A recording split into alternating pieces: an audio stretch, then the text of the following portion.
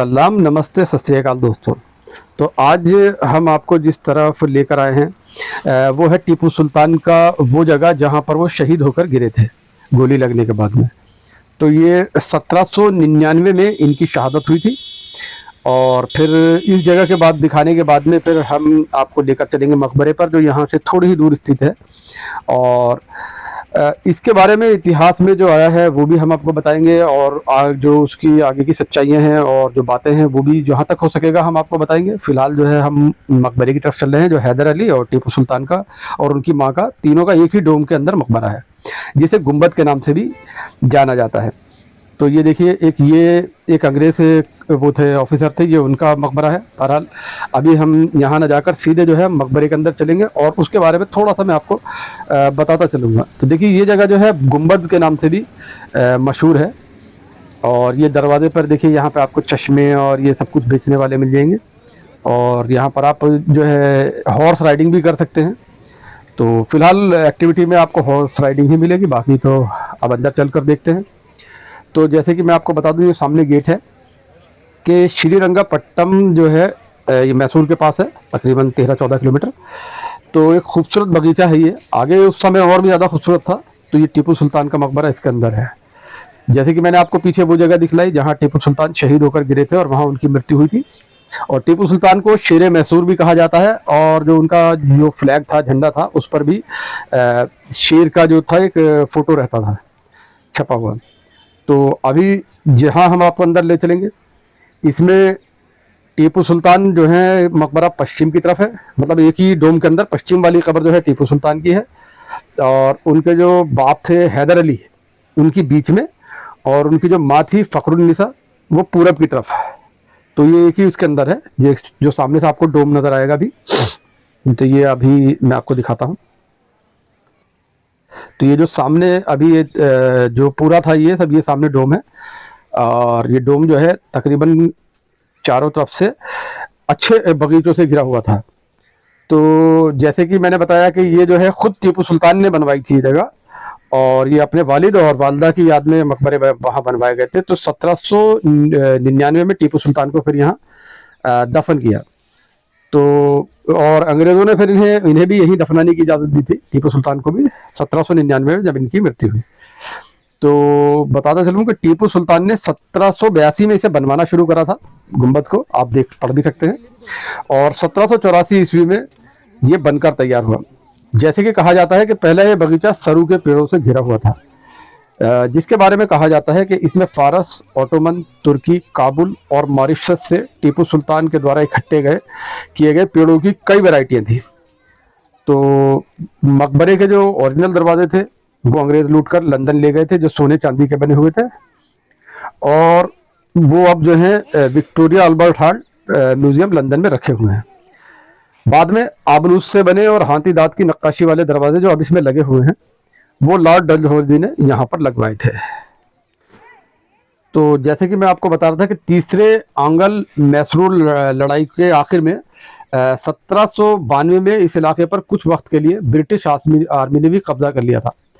तब जो British army थी उसने यहाँ पर उगे हुए सरू के पेड़ों को काट डाला, जो तंबू के बनाने में और आग जलाने के काम में उसकी लकड़ियाँ लाई गई। और ये मैदान जो था, जो आपको नज़र आ रहा है, ये सब घोड़ों की वर्जिश के काम आता था। और जो पीछे फ़कीरों और मुसाफिरों के लिए कमरे बनाए गए थे, वो एक अस्थायी अस्पताल के तौर पर इस्तेमाल में लिए गए। तो जैसे कि आपको मैं बता भी रहा हूँ, बार बार बता रहा हूँ कि 1799 की 5 मई को टीपू सुल्तान को यहाँ दफनाया गया। तो उस समय जनाजे के साथ मेन ग्रेनेडियर डिवीज़न के द्वारा ले जाया गया। उसमें टीपू सुल्तान का बेटा अब्दुल खालिक और कुछ अधिकारी भी शामिल थे। ये भी इतिहास में दर्ज है कि जब टीपू सुल्तान को दफनाया गया, तब इतना ज़बरदस्त तूफान आया और इतनी ख़तरनाक बिजली कड़की, और ये समझ लीजिए कि अगर 100 तोपें भी एक साथ मिलकर गोला दागेंगे तब भी इतनी आवाज़ नहीं होगी।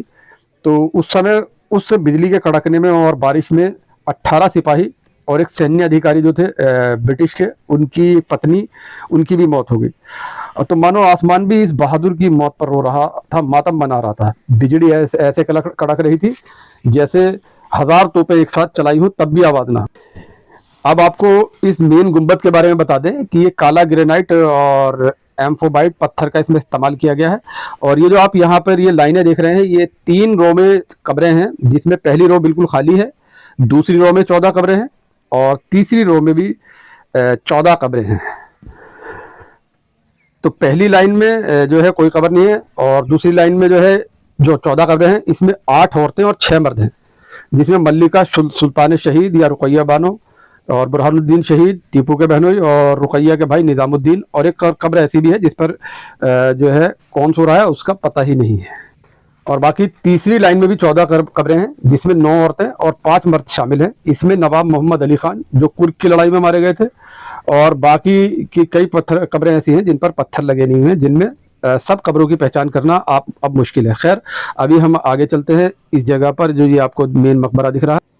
तो जैसे मैंने आपको बताया कि ये काला जो है एम्फ्लोबाइट और काला ग्रेनाइट जो पत्थर है, और इसकी जो है उत्तर में 20 मीटर और ऊंचाई जो है 20 मीटर और या 66 फुट कह सकते हैं। और 1782 में इसे बनाना शुरू किया था। ये देखिए वो आपने उसका ये वो जो है दरवाज़ा है, जो फिर बाद में लॉर्ड डलहौजी ने यहाँ लगवाया, और इसे फारसी शैली में डिज़ाइन किया गया। अंदर जो है टीपू सुल्तान, हैदर अली, माँ और फ़खरुन्निसा की कब्रें हैं। टीपू के कई रिश्तेदारों को बाहर भी दफनाया गया है। ये देखिए ये सामने आपको एक दिखेगा, ये भी रिश्तेदारों में ही है। तो और अभी मैं आपको दिखाऊंगा ये बगल में जो है इधर साइड में ये मस्जिद अक्सा है, ये भी टीपू सुल्तान के द्वारा बनवाई गई थी। मैं अभी 1 मिनट पहले आपको दिखाऊंगा, पहले इन कब्रों का इतिहास आपको बता दूं। जैसे कि आपको काले पत्थर की नज़र आ रही होगी, ये मदीना बेगम है, जिन्हें बताते हैं कि इन्होंने टीपू सुल्तान का पालन पोषण किया था। और इन्हीं के बराबर में टीपू की बहन सुल्तान बेगम और फातिमा बेगम और टीपू की बेटी शहजादी बेगम और एक बेटी जो पैदा होते ही इंतकाल कर गई थी उसकी कब्र, और टीपू के दामाद सैयद शहजाद मीर मकसूद अली खान। और उसके बाद और भी कब्रें हैं एक साइड में, जैसे कि मैंने आपको दिखाया था टीपू सुल्तान की जो पालने वाली थी माँ मदीना बेगम, उनका। और ये आपको दिखा दें कि ये एक जो है यहाँ पर काला पत्थर लगा हुआ है, ये एक घड़ी उस समय का समय देखने के लिए लगी हुई थी। तो अभी ये चीज़ देखने के बाद में फिर ये पीछे एक यहाँ पर जो है ये मस्जिद बनी हुई है, और ये सामने आपको अक्सर मस्जिद नज़र आ रही होगी। तो ये जो अभी साइड में मैंने आपको मस्जिद दिखाई थी, पहले आप देखिए, पहले यहाँ की खूबसूरती देखिए, उसके बाद में मैं उस मस्जिद के बारे में भी बताता हूँ आपको। ये सब जो मैंने रिश्तेदारों की बताई, जिसमें उनकी बेटी, दामाद, उनको पालने वाली माँ, उन सब के जो कब्रें यहाँ पर हैं, आप देख सकते हैं। यहाँ पर पत्थर भी लगे हुए हैं। और ये अंदर जो है हैदर अली जो थे टीपू सुल्तान के फादर, वो और टीपू सुल्तान और उनकी माँ फ़खरुन्निसा। ये देखिए मैंने हर कब्र के आगे जो उनके रिश्तेदारों की, उनके नातेदारों की कब्रें थी, उसके आगे पट्टी लगी हुई है, मैंने आपको रोक रोक कर दिखाया भी है। तो ये देखने के बाद में जो है आपको एहसास हो जाएगा। जैसे ये राबिया बेगम है और ये सुल्तान बेगम है। जैसे कि मैंने आपको बताया था, सुल्तान बेगम जो थी टीपू की बहन थी। तो बहरहाल ये काफ़ी सारी कब्रें हैं, और आप रोक रोक कर जहाँ जहाँ भी तख्ती है मैंने दिखाने की कोशिश करी, आप वो पढ़ सकते हैं। तो अभी आप इधर आते हैं हम सामने की तरफ। ये देखिए ये वो काले आबनूस के दरवाज़ा है, और ये सब आप पढ़ सकते हैं। ये वो दरवाज़ा है जो लॉर्ड डलहौजी द्वारा लगाया गया था। पहले यहाँ सोने और चांदी से, ये हाथी दांत की नक्काशी है इस पर, पहले सब सोना और चांदी में होता था। अब ये देखिए आपको कब्रें भी नज़र आ रही होंगी। ये जो है जो ये इधर सबसे पहली नज़र आ रही है टीपू सुल्तान, बीच में हैदर अली और दूसरी तरफ माँ फ़खरुन्निसा है। ठीक है दोस्तों, अभी जो है आपको हम दूसरी तरफ लेके चलेंगे। ये देखिए आप, तो दोबारा मैं थोड़ा सा ये कब्रें आपको दिखा रहा हूँ ताकि आप अच्छे से एक बार इन पर पढ़ सकें। और पूरा इधर से भी मैं थोड़ा सा आपको दिखाता हूँ। इधर ये देखिए, ठीक है दोस्तों। तो मैं मतलब किसी यहाँ पर जो थी फोटो की बनाई थी। बहरहाल अब ये यहाँ पे आ जाइए। ये मस्जिद जो थी, ये जो आपको दिख रहा है छोटी सी मस्जिद, ये औरतों के नमाज पढ़ने के लिए थी, और यहाँ पे औरतों के लिए वजू खाना भी बना हुआ था। यहाँ पे औरतें नमाज पढ़ सकती थी। तो देखिए अब आप, मैं अभी आपको करीब से दिखाऊंगा। उसके बाद में यहाँ आ जाइए, ये अक्सा मस्जिद है।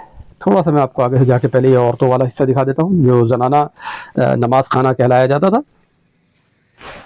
ये मस्जिद औरतों के लिए है, और ये उन्हीं के लिए। ये आप देखिए अभी भी यहाँ पर मतलब जो है ये नमाज पढ़ते हैं, और लेडीज आन के यहाँ पर बैठती हैं। खैर अभी ये जो है, जो मैं आपको बता रहा था, अक्सा मस्जिद जो बनवाई गई थी टीपू सुल्तान के द्वारा, ये उसका पीछे का हिस्सा है। इसके आगे से घूमने के बाद में फिर हम आगे चलेंगे। और हाँ दोस्तों, इसके लिए मैं बताता चलूँ, यहाँ पर कोई एंट्री टिकट नहीं है।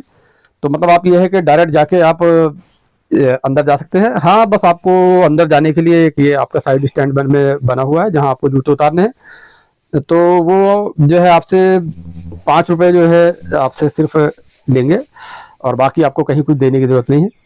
ये देखिए उस टाइम की खूबसूरती और जो था किस तरह से बनाया गया था। ये सारे जो यहाँ पे इस टाइम पेड़ लगे हुए हैं, ये मोरपंखी वगैरह, तो उस समय इतने ज़बरदस्त ज़बरदस्त यहाँ पेड़ थे। तो ये दोस्तों जब मैं गया तो ये मस्जिद बंद थी, तो अंदर भी दरवाजे वगैरह खुले हुए नहीं थे, क्योंकि आज भी ये चालू हालात में है। तो इसलिए फिर मैं अंदर से इसका नहीं दिखा पाया, कोशिश करी लेकिन कुछ अंदर नज़र नहीं आया अंधेरे की वजह से। तो देखिए फिर जो भी है बहरहाल, तो यहाँ पर आके फिर उसके बाद में हम जो थे सामने फिर उसी डोम के आगे या गुंबद के आगे आ गए।